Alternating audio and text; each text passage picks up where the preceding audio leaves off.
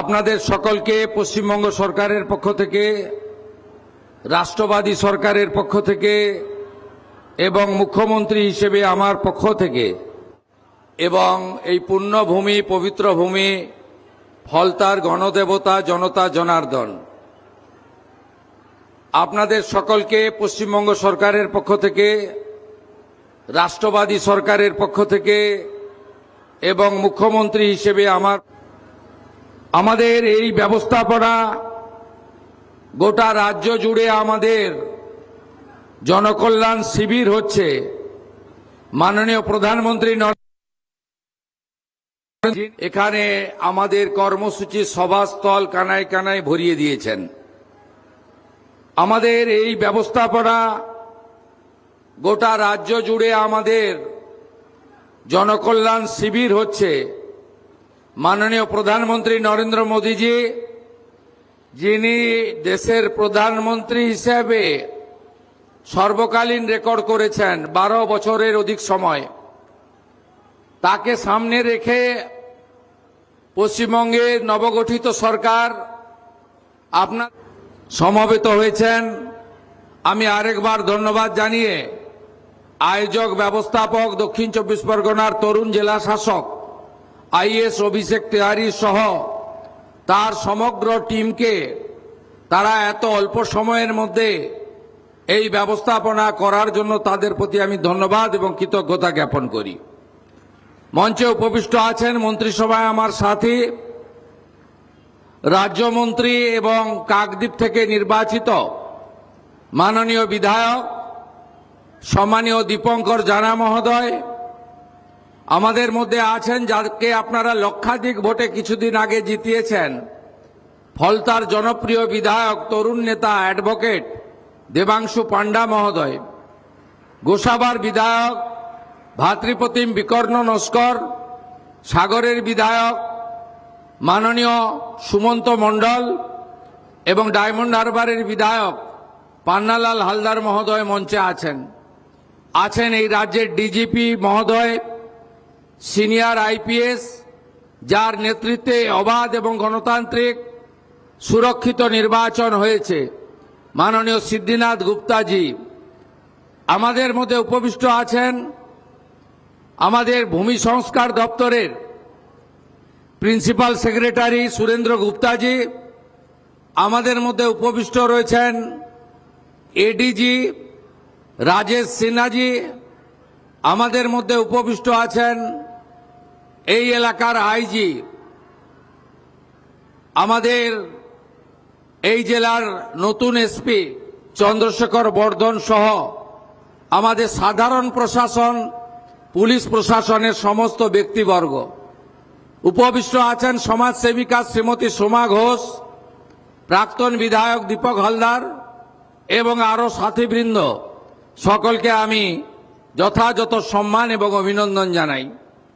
আপনারা জানেন এই শিবির থেকে 54টি ভারত সরকার এবং রাজ্য সরকারের যে স্কিম রয়েছে, সেই স্কিমে নাম নথিভুক্তকরণ করা এবং ফর্ম ফিল আপের মধ্য দিয়ে পোর্টালে আপলোড করার মধ্য দিয়ে আপনারা যাতে প্রত্যেকটি স্কিম পান তার ব্যবস্থা আমরা করেছি। আমরা এই শিবিরে যেহেতু অঞ্চলে অঞ্চলে করতে পারা যায়নি সময়ের অভাবে, তাই মানুষের লম্বা লম্বা লাইন পড়েছে এই শিবিরে। মানুষ এই সরকারের উপরে আস্থা রাখছেন, ভরসা রাখছেন। এই সরকার সামাজিক সমস্ত কল্যাণকর কর্মসূচি, পরিচ্ছন্নতার সঙ্গে স্বচ্ছতার সঙ্গে কেন্দ্র এবং রাজ্য সরকারের স্কিমের সমস্ত বেনিফিট যাতে ডাইরেক্ট বেনিফিট ট্রান্সফার অর্থাৎ ব্যাংকিং সিস্টেমের মাধ্যমে কোনো রকম দুর্নীতি ছাড়াই, মধ্যস্বত্বভোগী ছাড়াই, কোনো রকম ব্রোকার বা আপনাদের বঞ্চিতকারী যে ব্যবস্থাপনা সেটা ছাড়াই যাতে আপনারা পেতে পারেন, তার জন্য এই ব্যবস্থা নিয়েছেন। সেই কারণে আমরা এত মানুষের তাদের আশা প্রত্যাশা, দীর্ঘ লাইন, আমরা আগামীকাল 18 তারিখ পর্যন্ত গোটা রাজ্যে এই শিবির চালাবো, এই নির্দেশিকা দিয়েছি। আমরা আপনাদের কাছে যে কথাটা বলতে চাই যে আপনারা জানেন যে এই 54টা স্কিমের মধ্যে সবচেয়ে গুরুত্বপূর্ণ স্কিম হচ্ছে আয়ুষ্মান ভারত। যে আয়ুষ্মান ভারতে পোর্টালে নাম নথিভুক্ত করলে আপনি ভারতবর্ষের যে কোনো জায়গায় সরকারি এবং বেসরকারি হসপিটালে 5 লক্ষ টাকা পর্যন্ত চিকিৎসা ফ্রি পাবেন। এই রাজ্যে 1,43,00,000 পরিবার, 6.5 কোটি মানুষ এই আয়ুষ্মান ভারতের প্রকল্পের সুযোগ আপনারা পাবেন, যার 60% অর্থ মোদীজির নেতৃত্বে ভারত সরকার দেবে, 40% অর্থ পশ্চিমবঙ্গ সরকার এর সঙ্গে যুক্ত করবে। দ্বিতীয় কর্মসূচি আপনাদের কাছে আমি বলবো, প্রান্তিক মানুষরা, গ্রামে থাকা মানুষরা, স্বল্প রোজগার যারা করেন তারা প্রধানমন্ত্রী সূর্য ঘর প্রকল্পে সোলার আলোর জন্য ব্যবস্থা নিন। 100 ইউনিটের জন্য 30,000 টাকা, 200 ইউনিটের জন্য 60,000 টাকা, 300 ইউনিটের জন্য 78,000 টাকা প্রধানমন্ত্রী সূর্য ঘরে আপনারা সাবসিডি বা ভর্তুকি পাবেন। এর ফলে আপনাকে ইলেকট্রিকের বিল দিতে হবে না। এটারও সুযোগ আপনারা এই জনকল্যাণ শিবির থেকে নাম নথিভুক্তকরণের মধ্য দিয়ে গ্রহণ করুন। তৃতীয় সেটি হলো আমাদের অন্নপূর্ণা যোজনা। আপনারা জানেন যে কেন আমরা ফর্ম ছাপিয়ে ভেরিফিকেশন করে আমরা উপযুক্ত প্রাপকদেরকে চিহ্নিত করছি। কারণ বিগত সরকারের যে লক্ষ্মী ভান্ডার প্রকল্প, এই প্রকল্পে ব্যাপক দুর্নীতি হয়েছে। মুর্শিদাবাদ জেলার জঙ্গিপুর ব্লকে সেখানে প্রায় 4-4.5 হাজার পুরুষরা লক্ষ্মীর ভান্ডারের টাকা তুলে নিয়ে চলে গেছে। কৃষ্ণনগর 2 নম্বর ব্লকে নদিয়া জেলায় একটা অঞ্চলে 173 জন পুরুষ লক্ষ্মীর ভান্ডারের টাকা তুলেছে। আমাদের মঞ্চে ডিজিপি আছেন, তিনি তার পুলিশ সিআইডি তদন্ত করছে। একটা বড় র্যাকেট আমাদের মা বোন দিদিদের হকের অর্থ, সরকারি অর্থ লুট করেছে। তাই আমরা পরিচ্ছন্নতার সঙ্গে ফর্ম ফিল আপের মাধ্যমে আমরা আপনাদের দিতে চাই। আমরা দিতে চাই তাদের যারা সরকার বা সরকার পোষিত বা প্রাইভেট স্কুল যেখানে সরকার অনুমোদিত, সেই স্কুলে আপনাদের বাচ্চাদেরকে পড়াশোনা আপনারা করান। সেক্ষেত্রে বেসরকারি প্রাইভেট স্কুলও আমরা দেব যারা কেন্দ্রীয় বা রাজ্য বোর্ডের অনুমোদন পেয়েছে। কিন্তু আমরা এমন কোন জায়গায় দেব না যেখানে ধর্মীয় শিক্ষা দেওয়া হয়, যেখানে ভারত বিরোধী কথা শেখানো হয়। সেখানে যারা পড়াশোনা করেন তাদের পড়াশোনাটা আমাদের মূল স্ট্রিম এডুকেশন, মূল ধারার শিক্ষার মধ্যে পড়ে না, আমরা তাদেরকে দেব না। যারা ভারত সরকারের, রাজ্য সরকারের বিভিন্ন ভ্যাকসিনেশন কর্মসূচিতে অংশগ্রহণ করেন না, ভ্যাকসিনেশন যখন হয় বলে এই টিকা আমার বাচ্চাকে লাগাবো না, এটা জন্ম নিয়ন্ত্রণের টিকা, তাই আমরা তাদেরকেও দেব না। তাই আপনারা সহযোগিতা করুন। ইতিমধ্যে জুন মাসে 3 তারিখে 28 লক্ষ মা বোন দিদির অ্যাকাউন্টে 3,000 টাকা করে ঢুকে গেছে। এখন অবধি 1,05,00,000 আমাদের মা বোন দিদি তারা এই অন্নপূর্ণা যোজনায় নাম নথিভুক্ত করেছেন। তাদের ভেরিফিকেশন কমপ্লিট করে আমরা পোর্টালে আপলোড করে দিয়েছি এবং এরা আগামী 1 জুলাই তারা এই জুন মাসের 3,000 করে টাকা অ্যাকাউন্টেও পেয়ে যাবেন, ঢুকে যাবে। এতটুকু চিন্তা করবেন না। এখনো যারা বাকি আছেন জনকল্যাণ শিবিরে আপনারা ফর্ম ফিল আপ করুন, আধিকারিকরা সাহায্য করবে এবং আমরা প্রয়োজন হলে আমাদের বাড়ি বাড়ি গিয়ে সেই সহযোগিতা আপনাদেরকে করব। এর বাইরেও আগামী 22 তারিখে রাজ্য বাজেট আছে, সেখানে যুবকদের জন্য, সরকারি কর্মচারীদের জন্য, আমাদের শিক্ষিত চাকরি প্রার্থীদের জন্য আমাদের আরো অনেক কর্মসূচি আপনারা দেখতে পাবেন। যেহেতু বাজেট আছে আমি তার আগে বলতে পারবো না। অন্নদাতা ভগবান কৃষক যারা আছেন কৃষকদের জন্য তাদের জন্য আমরা কর্মসূচি নিতে চলেছি। আপনারা আমাদের সহযোগিতা করুন এবং আপনারা যে আশা ভরসা নিয়ে আমাদেরকে ক্ষমতায় এনেছেন, আমার কথা মেনে আমার অনুরোধে সাড়া দিয়ে লক্ষাধিক ভোটে ফলতার বিধায়ককে জিতিয়েছেন এবং আপনারা যে গণতান্ত্রিক অধিকার আমাদের সংবিধান দিয়ে গেছিল সেই সাংবিধানিক অধিকার পেয়েছেন, সেটাকে মর্যাদা দেওয়ার দায়িত্ব আমার। আমি এসে আগেই বলেছিলাম, মুখ্যমন্ত্রী হওয়ার পরে আমি রাজনৈতিক কর্মসূচিতে দুবার ফলদায় এসেছি, আজকে সরকারি কর্মসূচিতে এসেছি। সেদিনে আমি বলে গেছিলাম ফলতা আদর্শ বিধানসভা হিসেবে, মডেল অ্যাসেম্বলি হিসেবে আমরা গড়ে তুলব। ফলতাতে এসি জেটে আমাদের এখানে আপনাদের সম্প্রসারণ, শিল্প তালুক গড়া, বন্দর ভিত্তিক অনেক প্রোগ্রাম আমরা নিচ্ছি। এর বাইরে ফলতা গ্রামীণ হসপিটাল তাকে 100 বেডে উন্নীতকরণ করার সিদ্ধান্ত হয়েছে। প্রয়োজনীয় ডাক্তার, প্রধানমন্ত্রী জনঔষধি কেন্দ্র এবং আধুনিক চিকিৎসা সামগ্রী ফলতা হসপিটাল থেকে ফলতার গণদেবতা জনতা জনার্দন পাবেন। ফলতার বিডিও মহোদয় রয়েছেন, ডায়মন্ড হারবারের এসডিও রয়েছেন। তারা অবিলম্বে জায়গা চিহ্নিত করে ডিপিআর বানিয়ে জেলা শাসকের মাধ্যমে আমাদের সচিবালয়ে পাঠাবেন। ফলতাতে আমরা একটি মহিলা কলেজ এবং একটি ফায়ার ব্রিগেড স্টেশন এখানে অনুমোদন দিচ্ছি।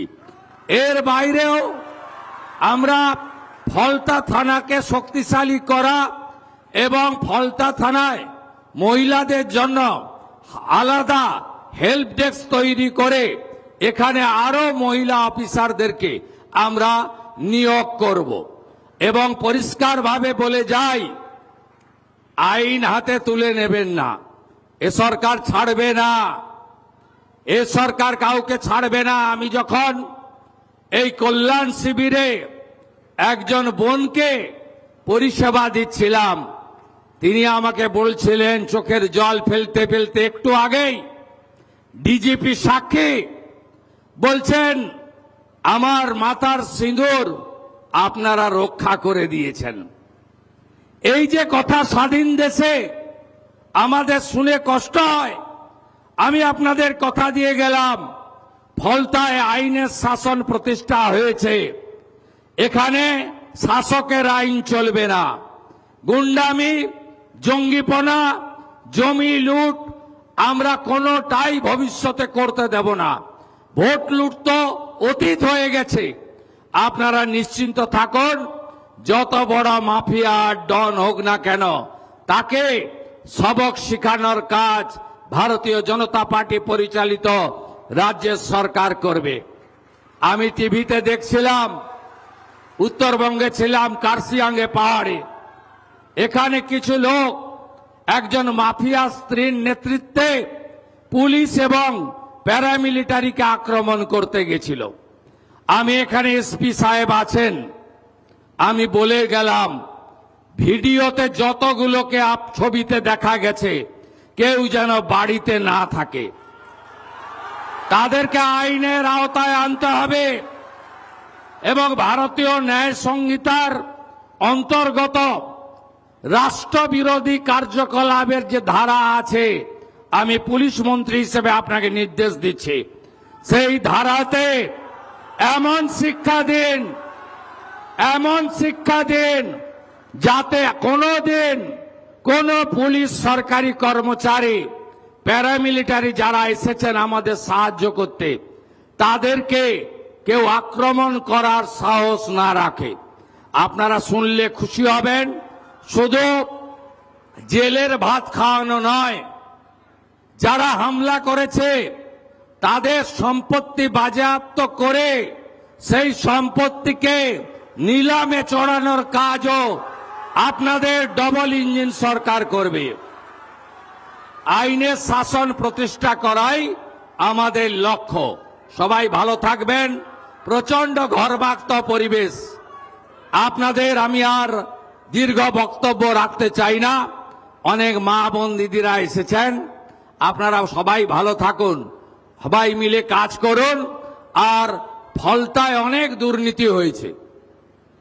আমি এখানে জেলা শাসককে বলে গেলাম, গত আমফানে ফলতাতে প্রত্যেকটা হাউস ড্যামেজে 20,000 টাকা করে প্রধানমন্ত্রী রিলিফ ফান্ড থেকে দেওয়া হয়েছিল। 20,000 ইউনিট টাকা চুরি হয়েছে। আমি তালিকা পেয়েছি, তারও ব্যবস্থা হবে।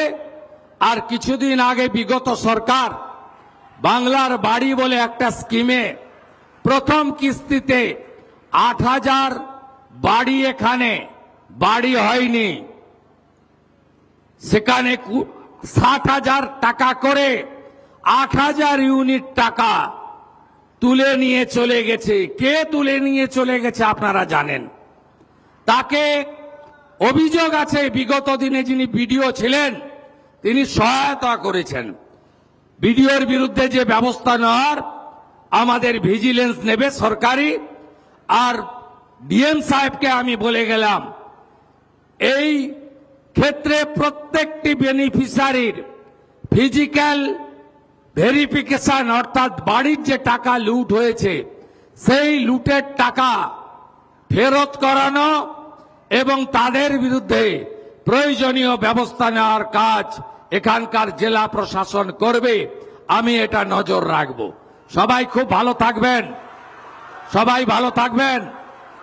আগামী 20 জুন ডক্টর শ্যামা প্রসাদ মুখার্জি 1947-এ পশ্চিমবঙ্গ দিয়ে গেছিলেন।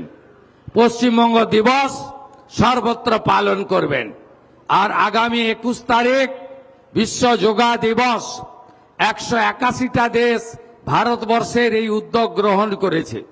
বিগত দিনে পশ্চিমবঙ্গে বেসরকারিভাবে হতো, এবারে সরকারিভাবে হচ্ছে। মাননীয় প্রধানমন্ত্রী নরেন্দ্র মোদীজি তিনি নিজে থাকবেন কলকাতাতে যোগা দিবসে। আপনারাও প্রত্যেকটি রাস্তায়, প্রত্যেকটি এলাকায় যোগা দিবস পালন করার মধ্য দিয়ে আমাদের এই যোগকে বাড়িতে বাড়িতে পৌঁছে দেওয়ার কাজ করবেন। এই আবেদন নিবেদন রেখে আপনারা 22 তারিখের বাজেটের পরে দেখবেন আমরা পশ্চিমবঙ্গের এমন কোনো জায়গা নেই, এমন কোনো সম্প্রদায় নেই, এমন কোনো এলাকা নেই যে এলাকায় উন্নয়নের কথা আমরা ভাবিনি। আপনাদের সরকার আপনাদের জন্য কাজ করবে। আর আমি নিজে মুখ্যমন্ত্রী হিসাবে সুন্দরবন উন্নয়ন দপ্তর হাতে রেখেছি। আমার সাথে এমওএস আছেন দীপঙ্কর জানা। আমি কথা দিয়ে গেলাম, এই অপরূপ সুন্দর দক্ষিণ 24 পরগনা, অপরূপ সুন্দর সুন্দরবন সহ এই সমস্ত এলাকা, ফলতা থেকে শুরু করে সাগর পর্যন্ত, বাসন্তী কুলপি থেকে শুরু করে রায়দিঘি পর্যন্ত, আমাদের অগ্নিশ্বর নস্কর এখানে আছেন বিধায়ক, ওই এলাকা বিষ্ণুপুর সাতগেছিয়া আমরা সুন্দর করে সাজানোর কাজ করব। এই অঙ্গীকার রেখে আমার কথা শেষ করলাম।